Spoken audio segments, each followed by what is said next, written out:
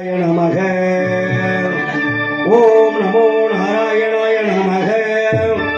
ஓம் நமோ நாராயணாய நமக. பக்திய கொண்டு நித்தமும் உந்தன் பாதம் தொழுதேனே பாவங்கள் இங்கே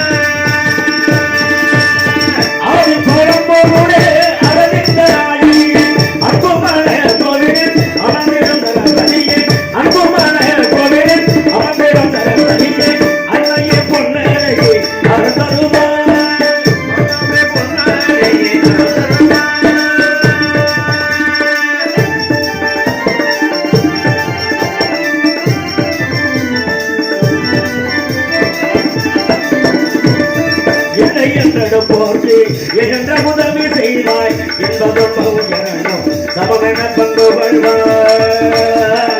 அம்மா தாயே.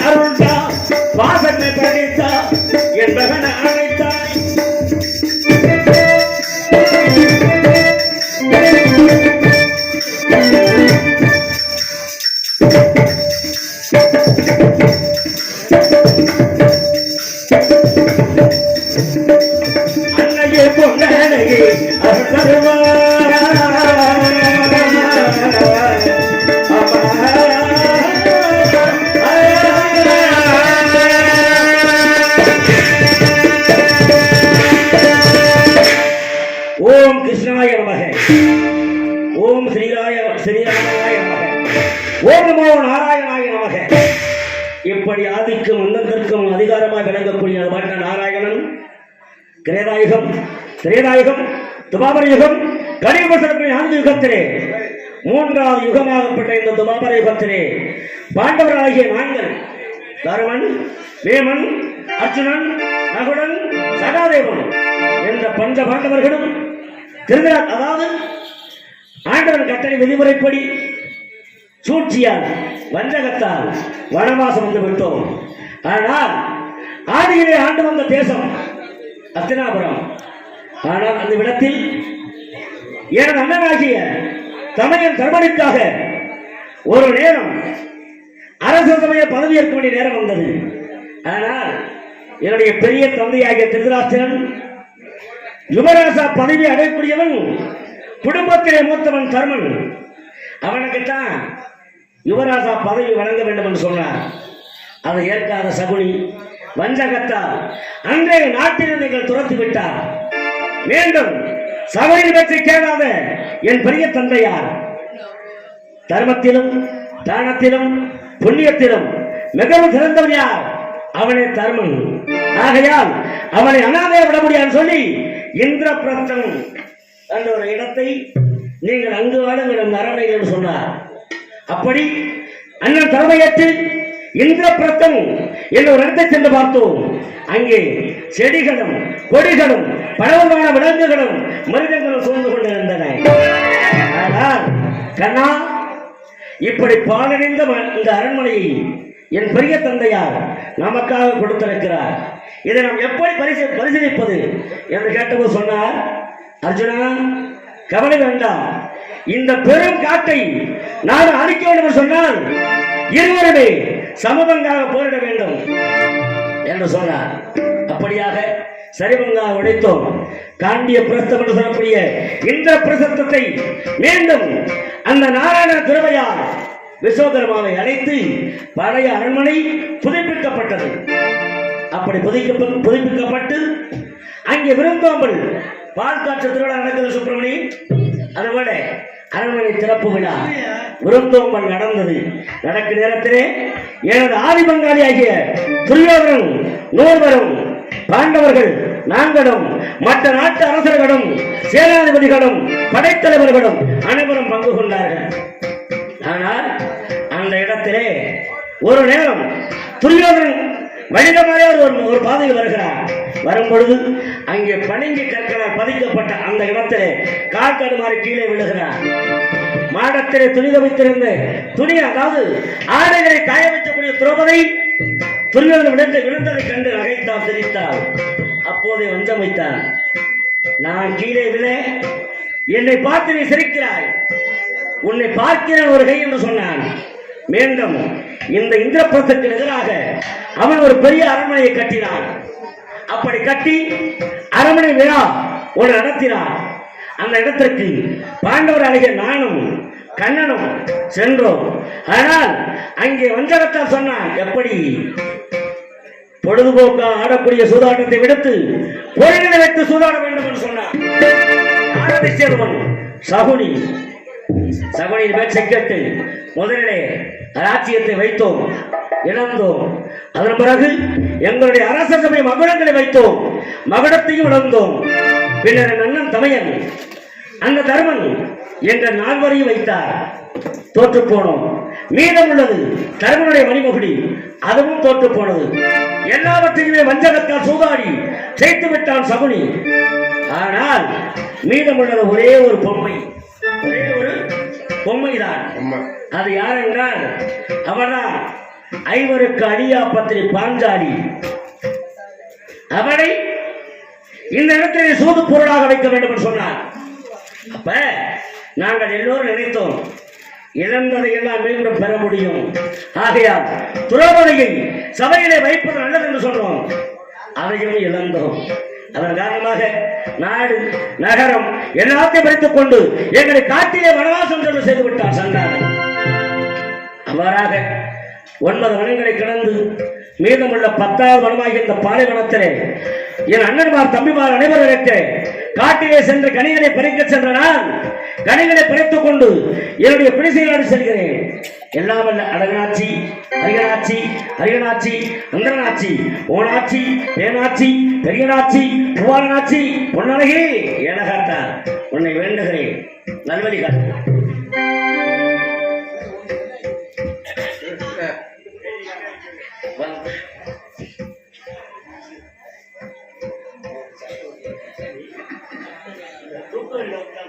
இங்கே அர்ஜுனனாக வேடம் தாங்கி நடிக்கும் அருமையான சாலூர் மாநகரத்தை சேர்ந்த கணேசன், கழகப்பிரியர் கணேசன் அவர்களுக்கு இங்கே போன மாலை நேற்று பொன்னாடி போட்டுவிட்டார்கள்.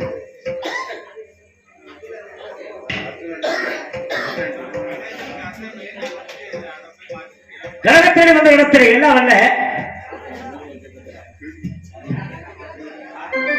வண்ண வண்ண மலரிடத்தில் மகமகையாய் மாலை கட்டி சாடோர நாட்டை காக்கும் பொன்னழகி உனக்கு பிள்ளை ஒரு பாட்டழைத்தேன் பொன்னழகி மாலை கட்டி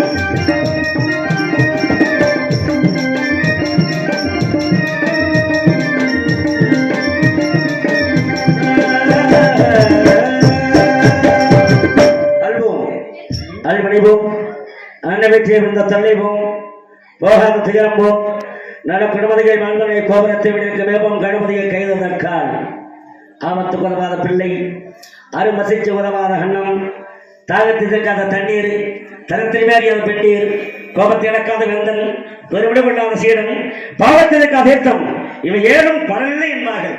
அதுபோல கல்லோண்டி மந்தோன்ற காலத்துக்கு முந்தோன்றிய மூத்தக்கடை விநாயக பிரபா உலகத்தில் எந்த ஒரு காரியங்களை தொடங்கினாலும் அந்த விநாயகரை தொடங்காமல் எதுவும் நடத்த முடியாது. ஆகையால் எல்லாம் அல்ல அந்த விநாயக பிரபாவுடைய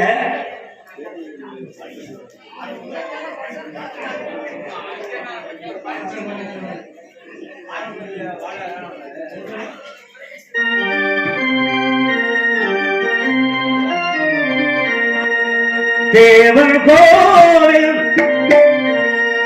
மணி ஓசை நல்ல செய்திகள் சொல்லும் மணி ஓசை. தேவன் கோவில் மணி ஓசை நல்ல செய்திகள் சொல்லும் மணி ஓசை. மாளிகள் மேலே ஆண்டவர் காட்டும் வாசத்தின் ஓசை மணி ஓசை. தேவன் கோவில் மணி ஓசை நல்ல செய்திகள் சொல்லும் மணி ஓசை.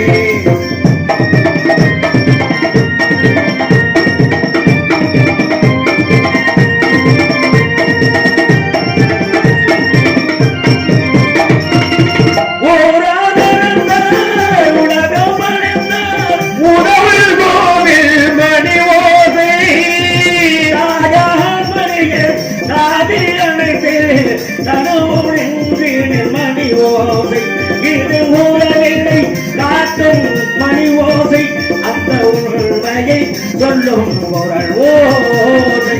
உறவினை காதல் மணி ஓசை அந்த உள்மையை சொல்லும் மணி ஓசை. தேவன் கோவில் மணி ஓசை நல்ல செய்திகள் சொல்லும் மணி ஓசை.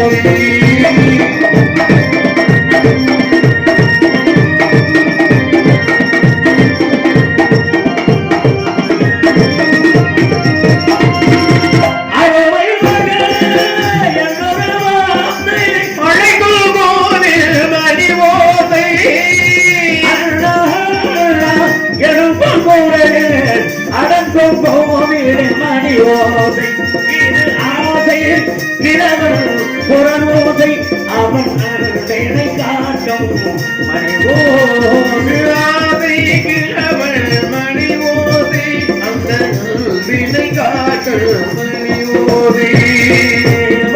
கோவில் மணி ஓசை நல்ல செய்திகள் சொல்லும் மணி ஓசை.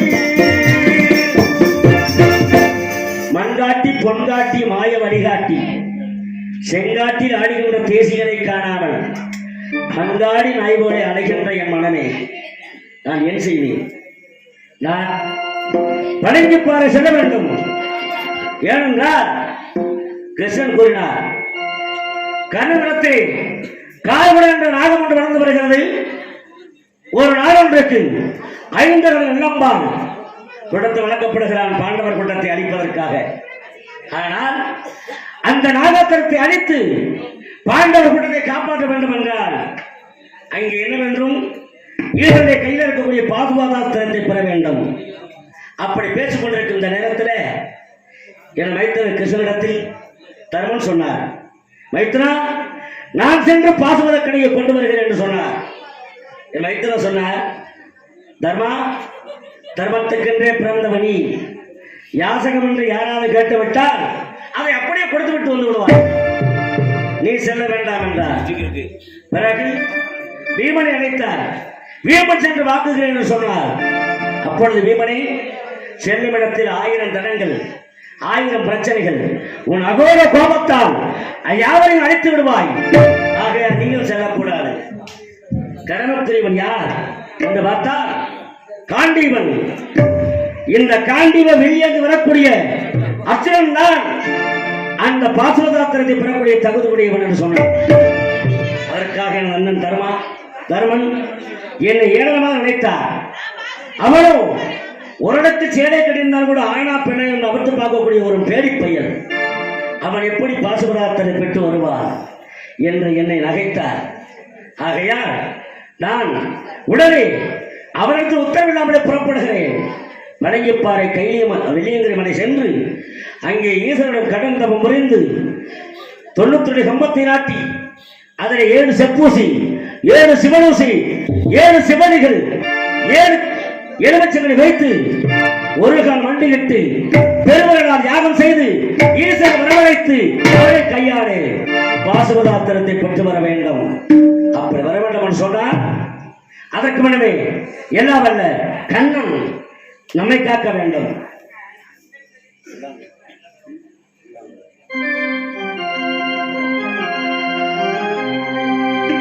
புல்லாங்குழல் கொடுத்த மூங்கில்களே எங்கள் புருஷோத்தமன் புகழ் பாடுங்களே கொண்டாடும் கங்கை மலர் தோட்டங்களே எங்கள் புகழ் பாடுங்களே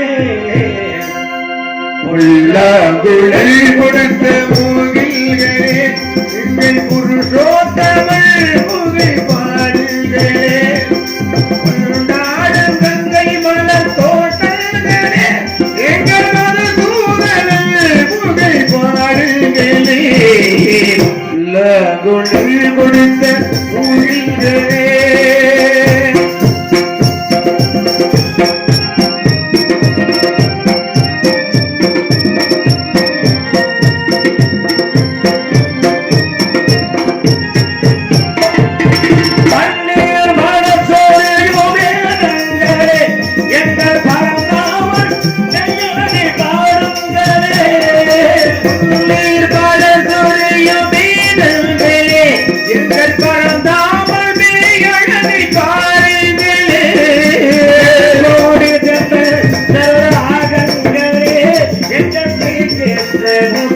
புகழ் பாடுங்கள் எங்கள் புகழ் பாடுங்கள் புல்லாங்குழல் கொடுத்த மூங்கில்களே எங்கள் புருஷோத்தமன் புகழ் பாடுங்களே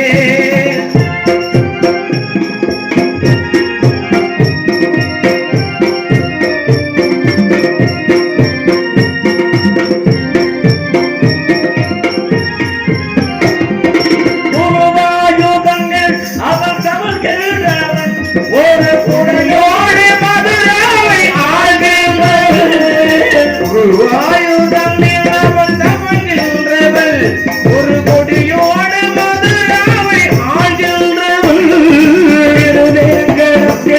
அவன் அருள்கின்றவன் திருவேங்கடத்தில் அவள் அருள்கின்றவள் ஸ்ரீரங்கத்தில் பள்ளி கொள்கின்றவன் திருச்சி ஸ்ரீரங்கத்தில் பள்ளி கொள்கின்றவள் கொடல் கொடுத்த மூங்கில்களே